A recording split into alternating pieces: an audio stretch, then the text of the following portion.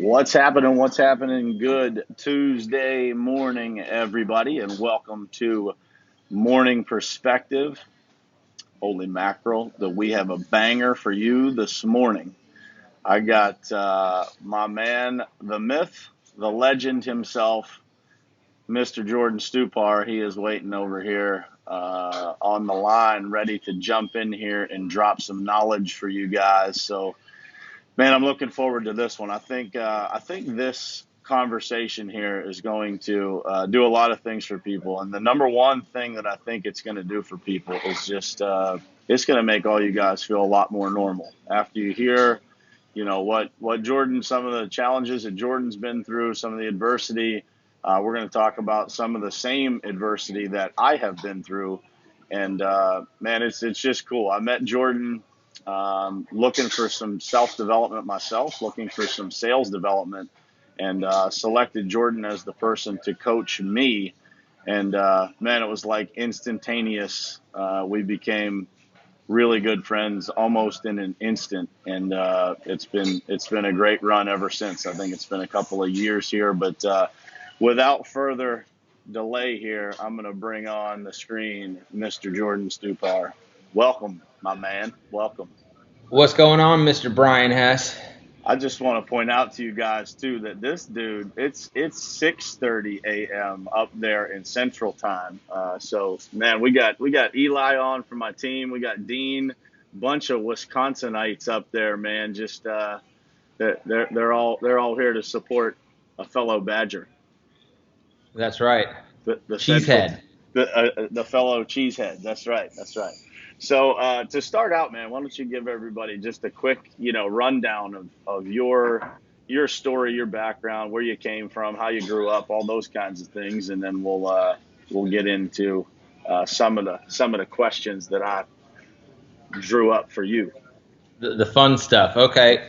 So for those of you that maybe don't know me, my name is Jordan. I'm from Milwaukee, Wisconsin. I am currently in Milwaukee, Wisconsin. I was born and raised here, and for about 20 years of my life, I spent living up here in the frozen tundra, watching Packer games and getting into sales as a older teenager.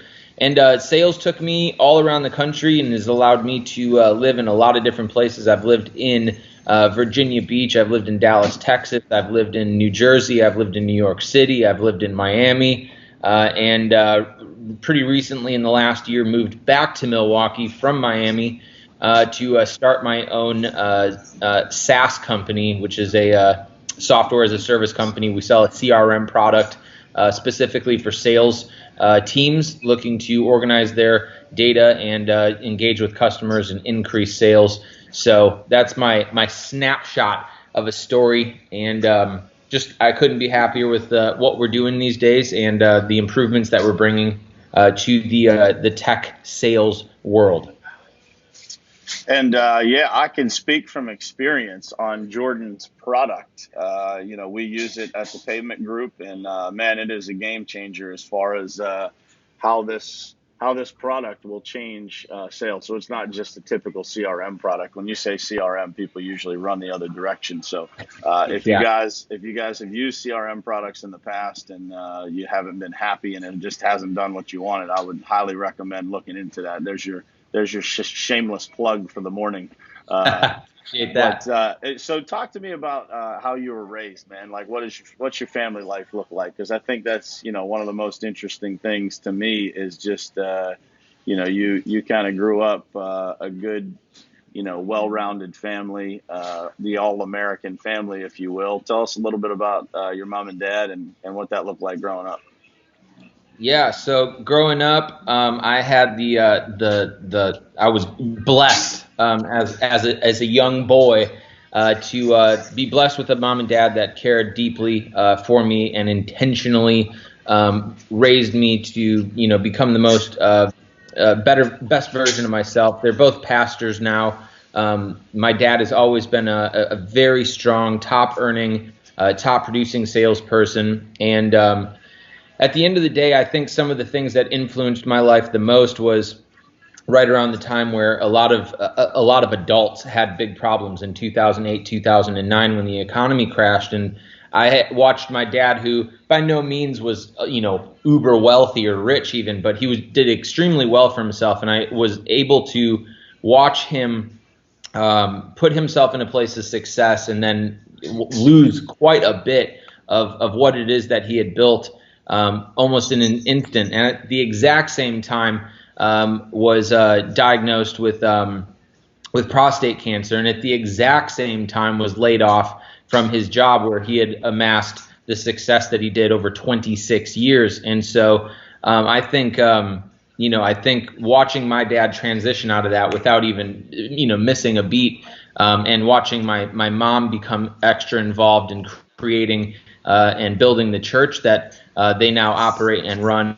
And, my sister being a super successful legal attorney down in Chicago, it's just I've been surrounded by people that when we have challenges and we have adversity, and I didn't even think about connecting all this because that's our topic today.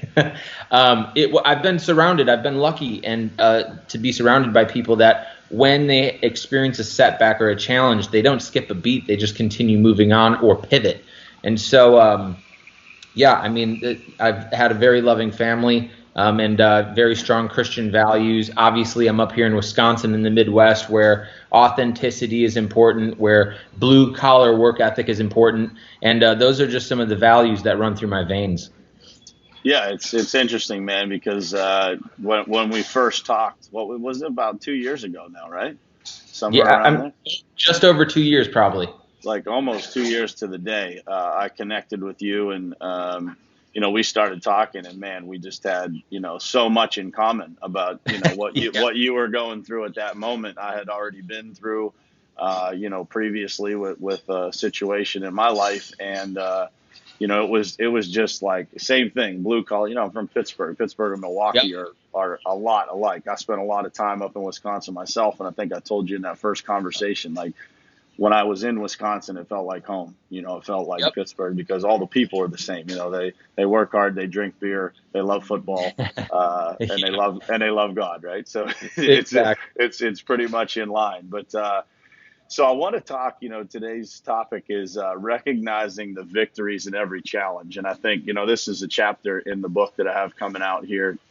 A lot of the topics that I'm covering in the morning are either connected to or exact chapters that are in the book, and I think they're really important. And so, some of the people that are on this stream probably know a little bit about your story, but can you give everybody just kind of a rundown of what you've been through in the last couple of years? So from the highest of the highs, at least how people look at it professionally, income wise, all those kinds of things, and then a little bit high level of what you've been through and kind of where you're at right now. Yeah. So, in the last couple of years, in 2013, I went down to Miami to work for sales trainer and author Grant Cardone. I think that's probably where most of the people that know me from.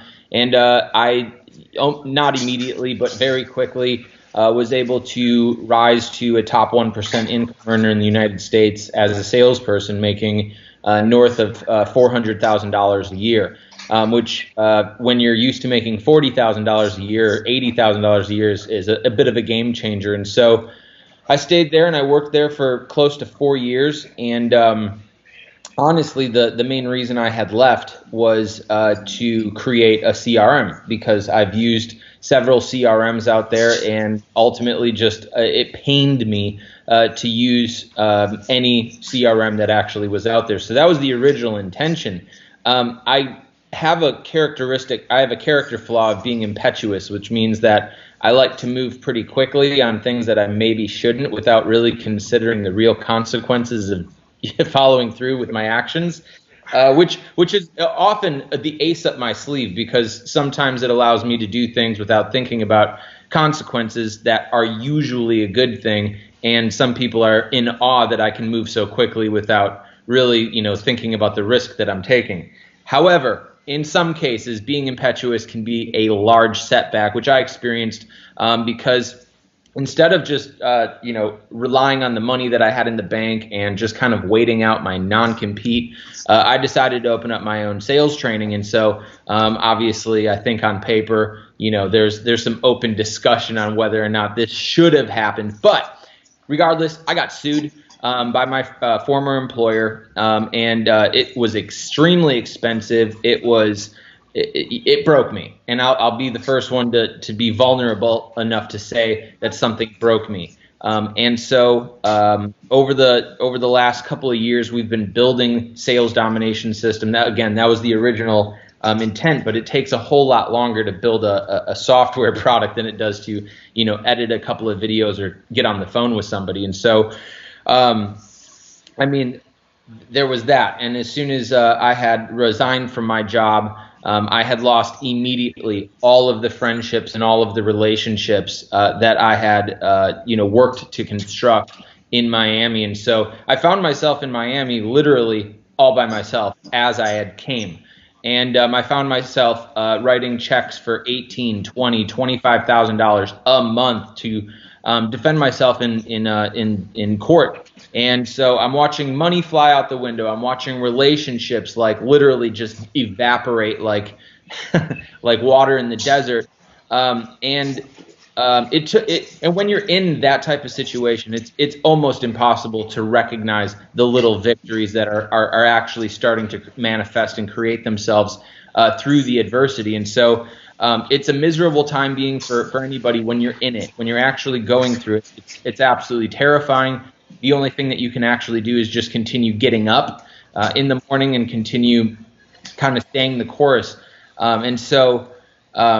Losing 300 grand in 18 months is not easy. Going back to where you started is not easy. Losing all your friends is not easy. Having a legal suit that's still pending 2 years later is not easy. Making the decision to pack up all your stuff from a beautiful city like Miami. I hate the traffic and the people. And then packing up and going to Milwaukee, not an easy decision. Moving to Wisconsin right before winter's about to hit, not easy. And so I've been stacking on all of these just not easy things on myself. And now that I've been 2 years into the not easy, I can look back and I can probably transition and segue into the next portion of this conversation, which is realizing all of the victories and all of the unbelievable potential for growth that has been just helping me along the way. Yeah, and I think having a front row seat to a lot of what you've been through, and being on the phone with you, and having a lot of just friend to friend conversations about those things. I think it's also interesting, man. And we've had this conversation. Hopefully, you're cool with us having a little bit of open discussion about Let's some go. of our private conversations. But just recognizing that.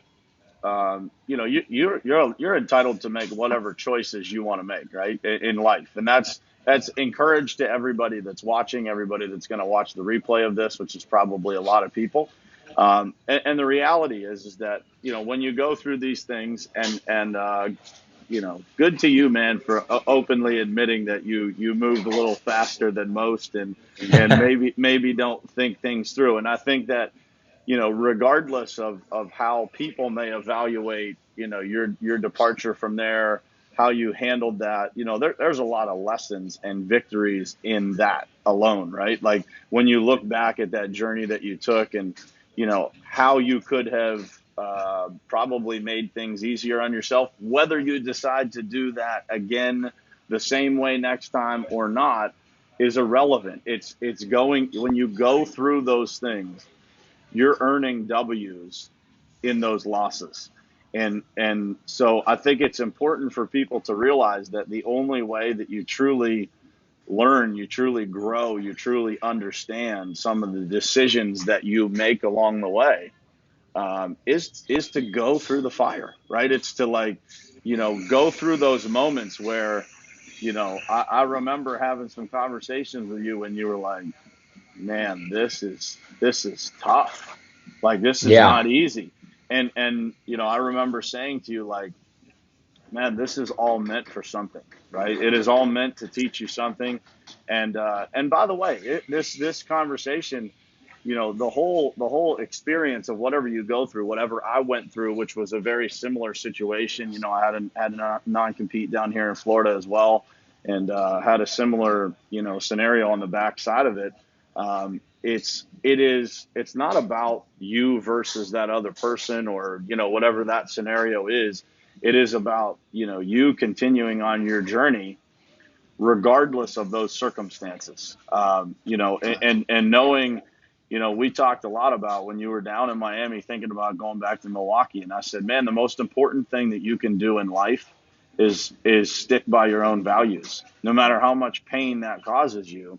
And that's really where it is, man. It's like, you recognize what you stand for, and you recognize that 10 times more when you are going through those moments, because the only thing you have left is the blueprint that your parents gifted you with of how you're supposed to live, right? It's like, Yeah. they can take everything else away from you, man. And I just had this conversation with somebody yesterday about my own kids, and I'm like, man, you could leave your kids 10 million, 100 million, 200 million dollars, and the reality is they'd probably be okay. They probably wouldn't do this, but they could lose it all, right?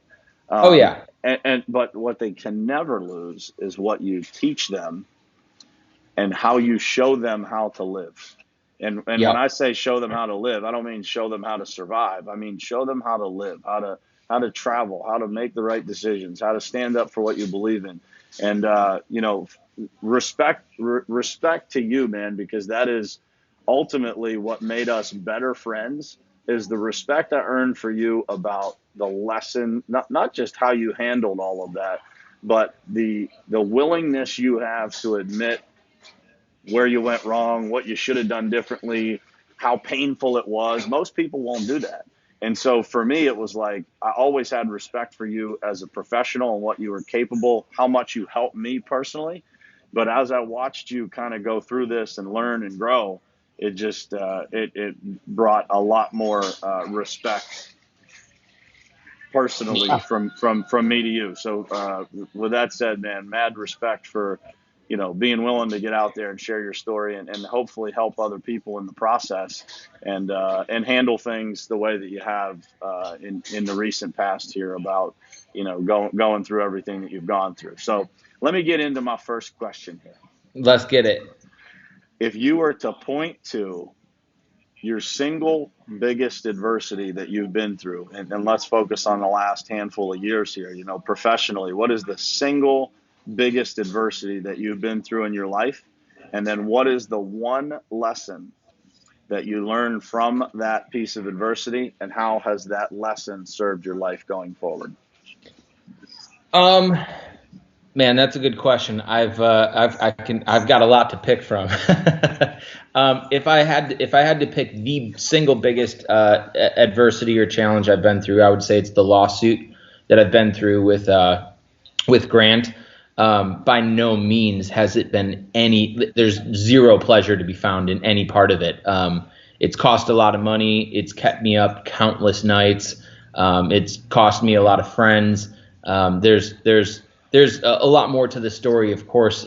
Maybe one of these days I can be like you and write a book. But I would say, and it's still going on. It's been a 2-year long cycle so far, and so I would say the biggest lesson that I've had through it would be the ability to pivot.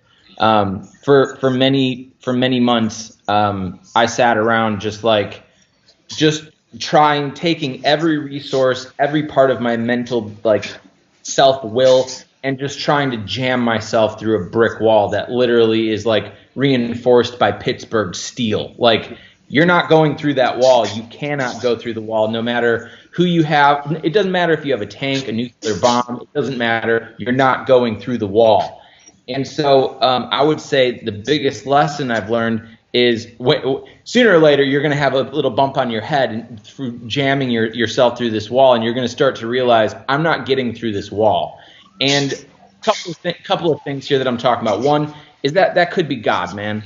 It could be God telling you, dude, this maybe not right now, maybe not ever, but this is not a wall you're going through regardless, because I'm just not going to help you get through that wall. No matter how much you pray, no matter how much you wish, cross your fingers, you're not going through the wall. And so the second lesson is that you have to learn how to pivot. If you can't go forward, you have to pivot to the side. You have to pivot to the other side. Sometimes you have to pivot backwards so that you can look at the whole wall and figure out how to get around it, underneath it, or over it. And so pivoting, again, referencing the whole thing with my dad back in 2008, the man literally lost his job, lost a bunch of money, got diagnosed with cancer, and the very next day was outside sitting in the sun. I remember this, with a book this big, with Series 7, figuring out how to become a financial consultant. And he was out there every single day, 12 hours a day, underlining notes, taking notes. He went to the exam, took the exam. Boom. My dad's been successful at being a financial consultant for other people his age that are looking to retire and leave money to their kids, and so on and so forth. And so I never noticed it back in 2008, what I was actually witnessing. But I was witnessing somebody that literally hit the freaking wall, stepped back, looked around, and immediately started walking in a new direction and learned how to pivot without jamming their head through the wall over and over. So for those of you out there, I mean, we're all going to hit the wall. I don't care who you are, you're going to hit a wall. And you have to learn how to pivot and let it go. Let the wall go and just move on with your life. Ding, ding, ding. And I Let think, the wall man, go. if I could say one thing, having been through a similar situation, by the way, almost at the same age I Yeah, was exactly. that you were when you went through this. And I think it's important here to note, like, you go through this process where, you start, you first, you have a lot of anger, right? You start to Oh, think, yeah. and you start to find, what is the reason, or how can I blame, this person or this situation, or, because I don't want to take responsibility, myself, for my own part in this, right?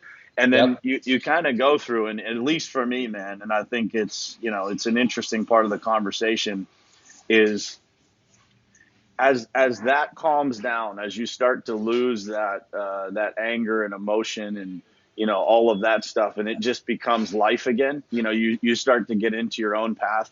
What I have found is that your appreciation for the lessons that you learned, and that's really what we're talking about here. Your appreciation for the lessons that you learned, and even your ability to separate those emotions and really appreciate what that previous experience did for you. Like, so for me, the place that I started in construction was that challenge for me. And so it really left a very sour taste in my mouth at first about the whole, situation. But as I got away from it, man, it created an appreciation that I was able to have for that person, for that situation, even for those people that turned their back on me, because Yep. all of those people contributed to, you know, who I am, like what I'm able to do. They poured into me, regardless of what the outcome was on the other side.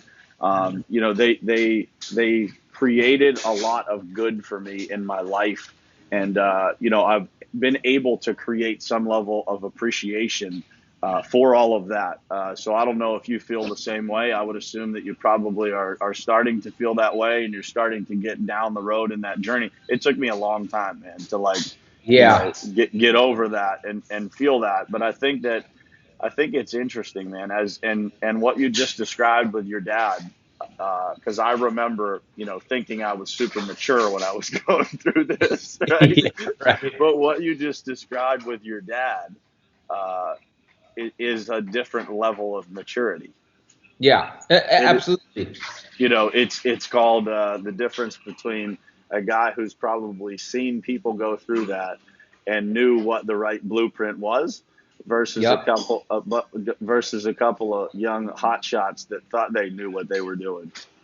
And Exactly. Yeah. and Age that's the is truth, man. definitely. Yeah. Age matters, dude. It absolutely matters, and It definitely does. what was interesting about when I met you, and we're going to go a little bit past the normal 30 minutes here, but I think it's worth it for people to listen to this. But what I thought was interesting for me was watching someone else literally, man, almost walk the same exact path, and having the opportunity. And I say this quite frequently. I just said it yesterday, but like being able to lend a hand to people, and being able to have those conversations with you and try to, you know, try to keep your head on straight when you're going through that fire is it's one of the most rewarding things that you'll ever experience. And so for you now, having gone through what you've gone through, there's going to be countless opportunities in your life to then hopefully, you know, reach down, lend a hand to somebody else and say, hey man, you know, trust me, don't do this, do that, don't do the, you know, because Yeah. you've been through it. And realistically, those are the victories in those Yeah. challenges. It's like, those are the things that, you know, as you go through life and you go through all these tough times, man, it's like, that's your library. That's your encyclopedia of knowledge that you get to, nobody can take it away from you. Right. So it's Yep. like, dude, and I told you before, like, dude, you can lose money and I know how it feels. Right. Yep. You can lose a bunch of money, but the reality is nobody can take the skills away that you've gained in the process, that you gained, you know, being in that situation, becoming a top 1% income earner. Those skills are with you forever, and that is self-earned but God-given, and nobody can take it away from you. And so, you know, the lesson that you learned, what do you think the lesson that you learned, the one lesson that you learned is going around the wall, stop trying to beat through the wall? Well, there's so many lessons. It's like how many layers of the onion do you want to peel back? Like another massive lesson for me is that there's balance, and there's straight up pure balance in the world, the universe, whatever you want to call it. Immediately lost all my friends. Like the day of walking out of that office, lost them all. Couldn't text them, couldn't call them, they wouldn't call me. Like lost communication with everybody. Who steps into my life? A Brian Hess, another guy with a private jet and a massive bank account, another person here, another person there. I found and was able to reconnect with brand new people who were more valuable to me and who have helped impact and shape my life in a more positive direction than all those old friends ever could have combined. And so there's balance. If you guys are losing friends, you're losing money even. Money will be replaced by skill set and awareness. You can always recreate the money. You can't always recreate skill set and awareness like you were just saying.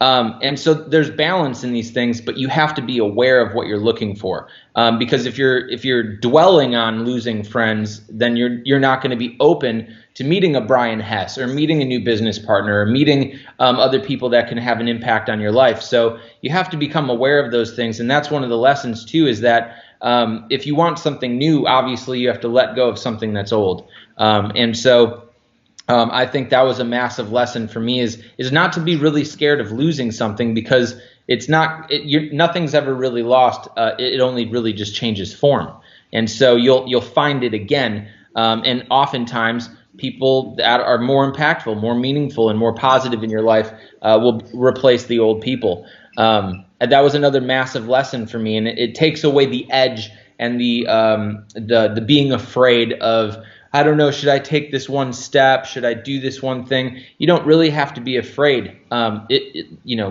God is good, man. He's real. I'm not probably the best Christian out there, but I do have faith that, you know, that there's stuff that's waiting for you if you just take the step. And so that was a big lesson for me, and it became real for me. Yeah, I think the other thing too, man, and I feel comfortable speaking on your behalf. I think, you know, you lose the fear that you once had because of what you've been through, you know, and you feel like in that moment. And again, you know, I think it's important to note too, man, like, you know, those people who were your friends and aren't your friends. I've got a bunch of them too. It's just how it works, right? And it doesn't. Exactly. And it doesn't mean that those people are necessarily bad people. It's just the situation. You know, they chose to live, you know, to be at that, you know, work at that place, and you're not working there anymore, and that's just how the shift goes, right? So it's, and I think that over time you realize that, like, it's not always you against that other thing. I think that's an important thing to point out, is every time that I lost in that situation and every time that I watched you lose, I like to say when I'm coaching people that testosterone is sometimes the dumbest chemical on the planet, and whether we realize it or not, we all have a little bit of that ego stuff that gets in our way of making the sound decision that could have Yeah. saved us a lot of pain, agony, etc. And and we all do it. And so Yeah. I think it's important, number one, have a sounding board. I just talked about this yesterday. When you find yourself in a bad place, when you're just not yourself, to just get out, man, and have somebody else that you can bounce these things off of, so that you get something that's non-emotional into your head, because inside your own body, it's impossible to not be that way. It's impossible to not be disappointed when you lose friends, when you spend every day, sharing memories, feeling like these people were your family, and then, they're no longer in your life, and somehow you think that that's the end of a road, and it's Right. not the end of any road. It's just a turn in a different direction. And I think the best thing, and the way that Christians are taught to live is to be grateful for those opportunities, right? Yep. It's like when people pass away, I always share the same quote, and it's a quote that's just soaked in perspective. It's like, don't cry because it's over, smile because it happened. Yep. Because at the end of the day, if those people hadn't helped you and hadn't poured into you and hadn't meant something to you at the time, you wouldn't have even been angry in the first place. Right. You wouldn't have felt those things, if they weren't, part of your life. And so I just think it's important to appreciate the journey, right? It's like every single thing that happens in your life, it happens for you, not to you, right? Is the quote that goes around quite a bit these days. And when you look at those things, man, and I think as we all get older and we figure this thing called life out a little bit more, step by step by step, I think that those things, you start to, it's like the frustration, all the negative feelings are replaced by gratitude in a way, and Yep. you utilize all of those things. I mean, dude, the level of skill that you have in a lot of different arenas, that has helped me personally, is unbelievable in the sales world, and that all was shaped, right? It's like Yep. it's all just shaped over those years of spending time with people who are no longer in your life, but that they've obviously given a lot that has helped shape you going forward. So I want to talk about sales domination system for a second here at the end.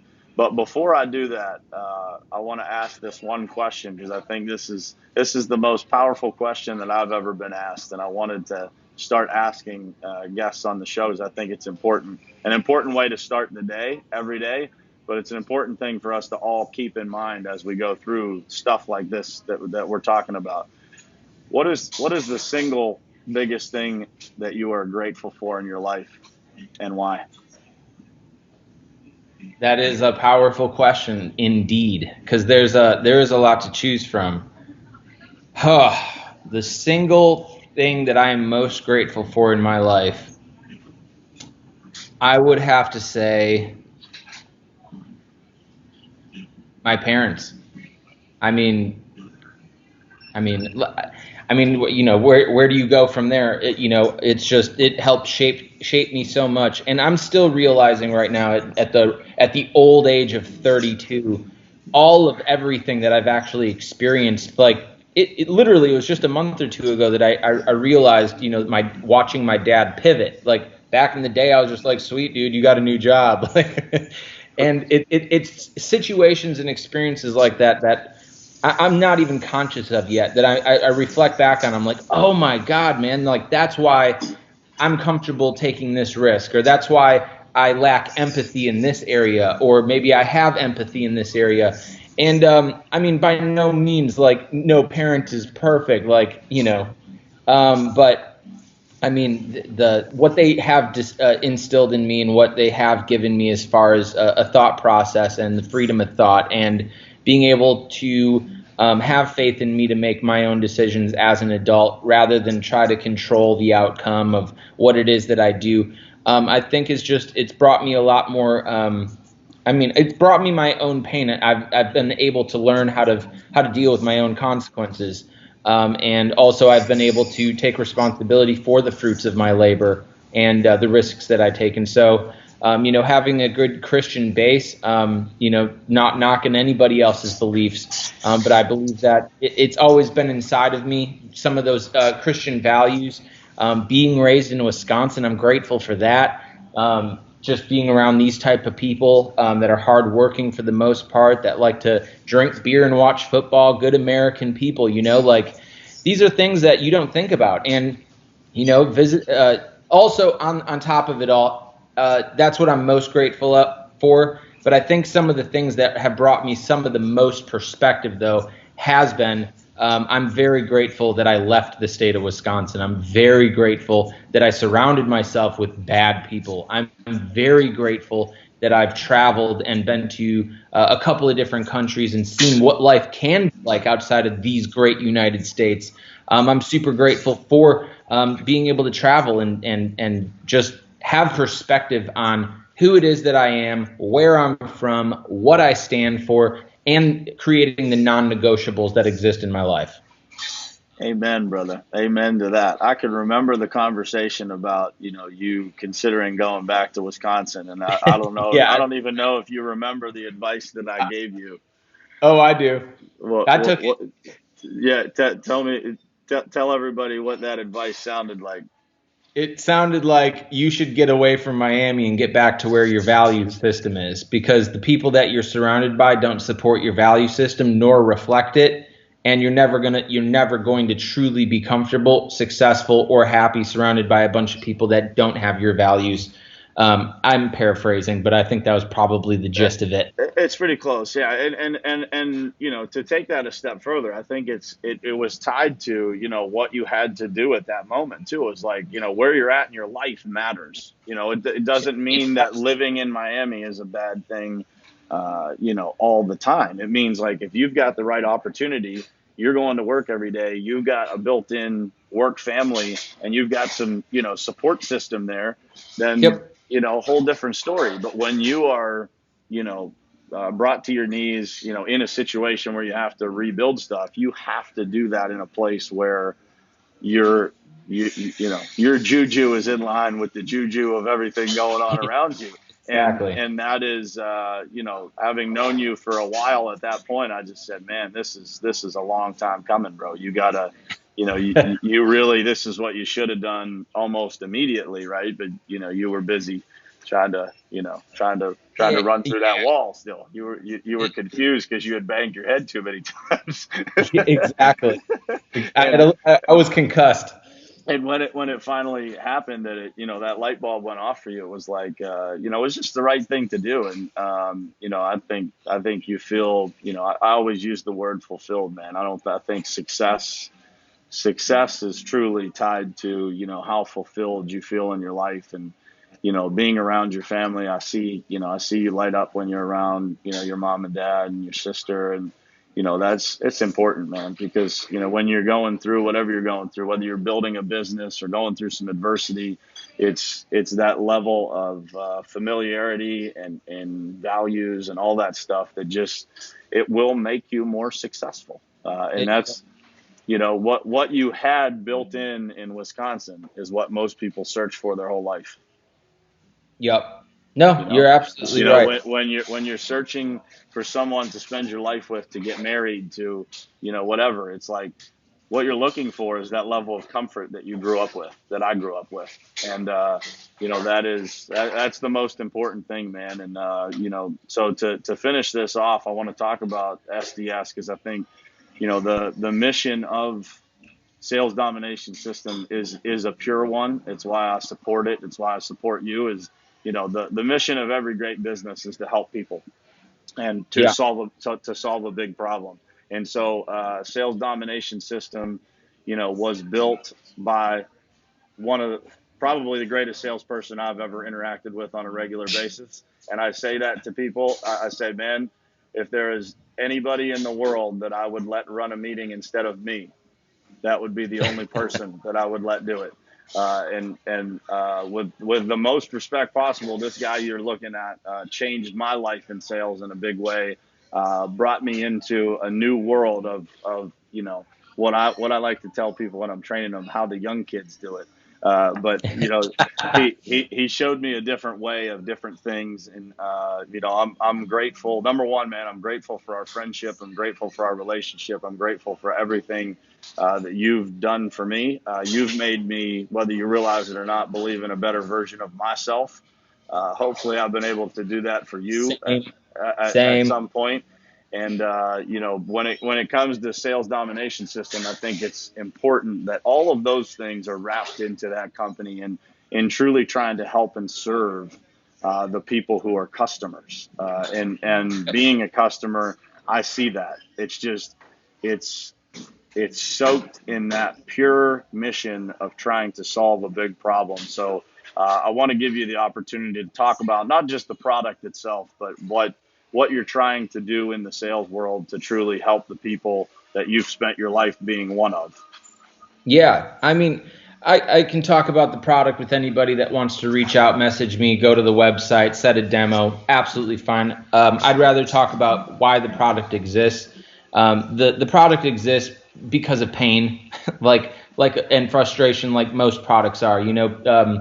You solve problems for people in asphalt and concrete because of other contractors that don't show up on time, maybe aren't licensed, maybe they do a poor job, and you show up and make it all right, and you're on time, you do the job, and so you're saving people pain. And so in the sales world, and I work with a lot of contractors like yourself, of course, I mean several other industries. The product that we used was born out of pain. At Grant Cardone's office, again, I used a bunch of different CRMs. When I got there, they gave me a legal pad, a computer, a desk phone, and a pencil. And they were like, dude, go prospect car dealers, go to their website, click on meet the staff, go find the general manager, write down the phone number of the general manager, and do that like 75 times a day until you're rich. And I'm like, okay. And I had a legal pad. I didn't have any place to put all this data. And then from there, I'm manually dialing the phone and like press 1 for service, press 2 for parts. Like, it's just a very time-consuming thing, which was fine because I wasn't making any money. And because you didn't know any better at the time. There wasn't another solution. And same for me, man. I built a couple companies just like you're describing, same exact process. I didn't know that. I wasn't aware of anything. I'd used CRMs in the past, and I was like, dude, you guys don't have a CRM? And so that evolved into, hey, we use this. You have to store all your customers in here, but it still didn't really store notes. It was like an Excel spreadsheet, basically. And then that turned into Infusionsoft, and then that turned into inside sales, where you could just hit a button and it calls 500 people. But it looked like a spaceship, and I don't have an IT degree. So I'm just a dumb salesperson that wants to talk to people. I could attest to that lack of IT degree.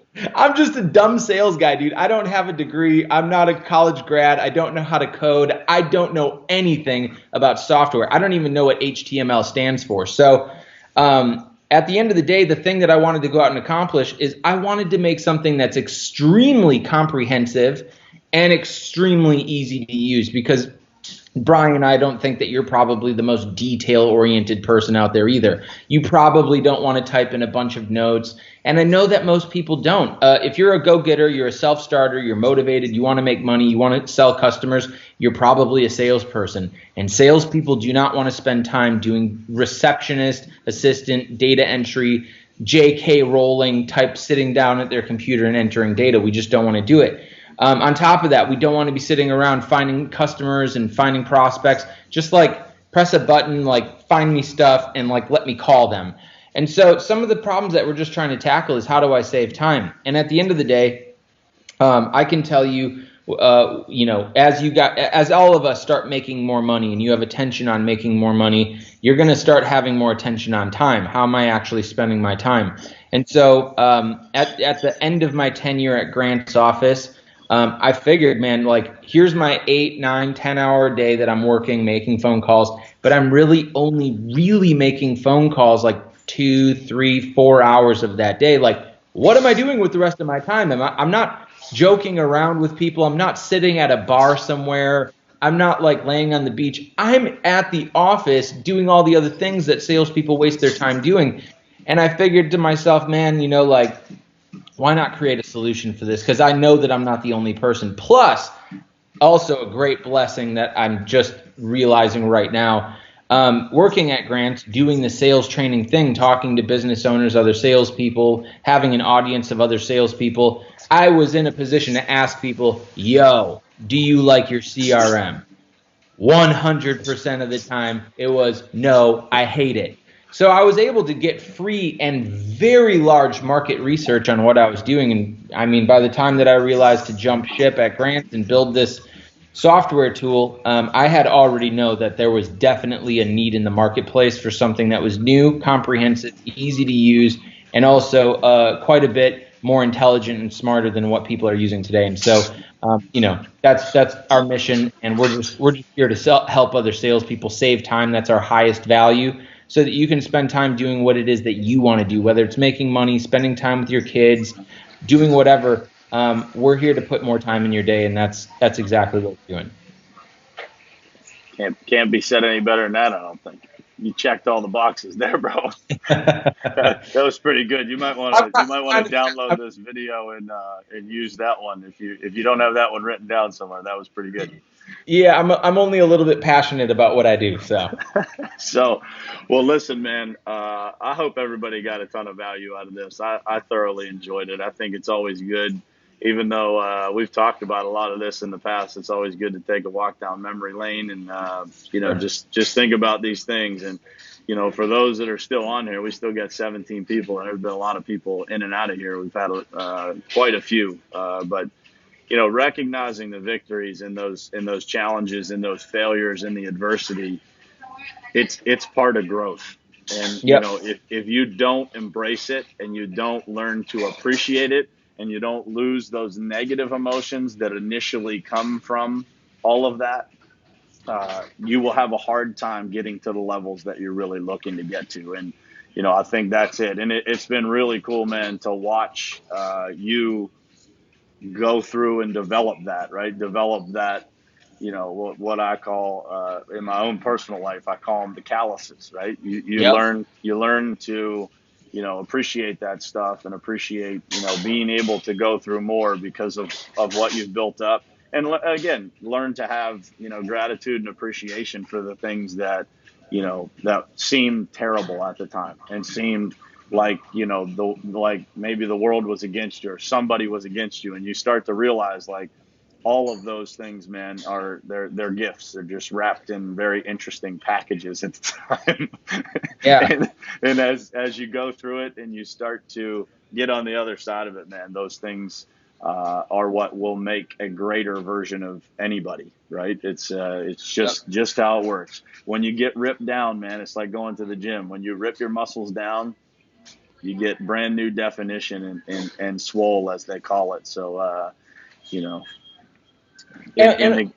And one last nugget to contribute that maybe I can get you on this, because I wrote down a list of benefits of carrying burden, because that's what we're all doing here with growth. I'm carrying around a lawsuit, a company that's like trying to get profitable and start up. I'm carrying burdens, and I'm writing down, why is this beneficial? Why do I agree to put myself through the pain? And it's probably 25, 30 items of like, it makes me stronger. Okay, cool. Blah, blah, blah, blah, blah, blah, blah. The last line ended up being like a paragraph of, the reason why I carry around burden, and this is exactly the reason why you did it, is so that you can help carry other people's burdens that can't carry their own at that time. And dude, that's why I'm so blessed to have you in my life, dude. Like all those phone calls, you'd already been through it, dog. It's not like you were giving me money, dude, like paying off the lawsuit or whatever, but I could at least give you a call and you could give me some perspective, or at least help me not jump off my balcony and kill myself. Like, not that was ever an issue, guys. But what I'm trying to say is, at the end of the day, I think that we do things, we do growth, not only just for ourselves, but you have to understand and realize that you're really actually doing it to help other people. And I think that's at the end of the day what everything boils down to. And that's where I find the love, and that's where I find the gratitude in carrying burdens, so that one day I can be a Brian Hess, hit up a 31-year-old Jordan Stupar who just got sued by somebody and be like, yo man, this is gonna hurt a little bit, but I got some good news for you, ... Yeah, that's the truth, man. I appreciate that. And, it is. I've never thought about it that way until right now, but that is the greatest gift out of all of it is, being able to, reach out your hand and help other people and look at the relationships that are built out of that.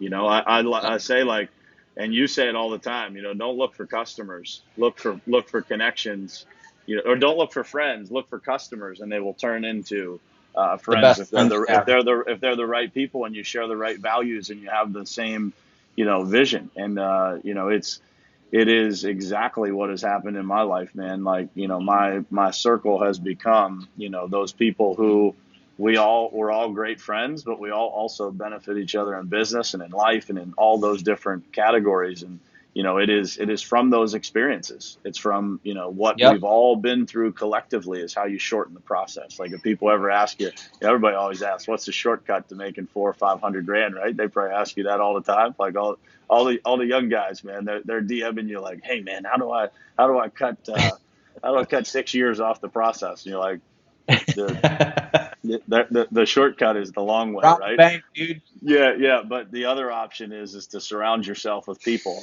that can help you Yep, get back exactly. on track faster.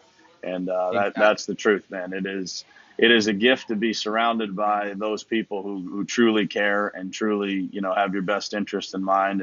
And man, I thank you for being one of them.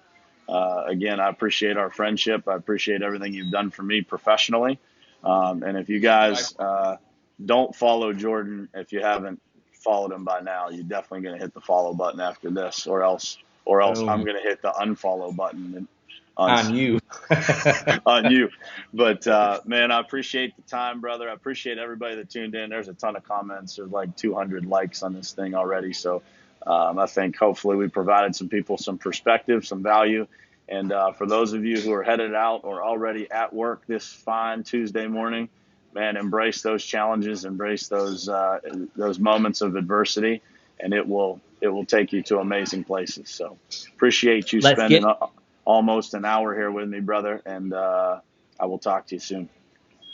awesome, man. Thanks so much.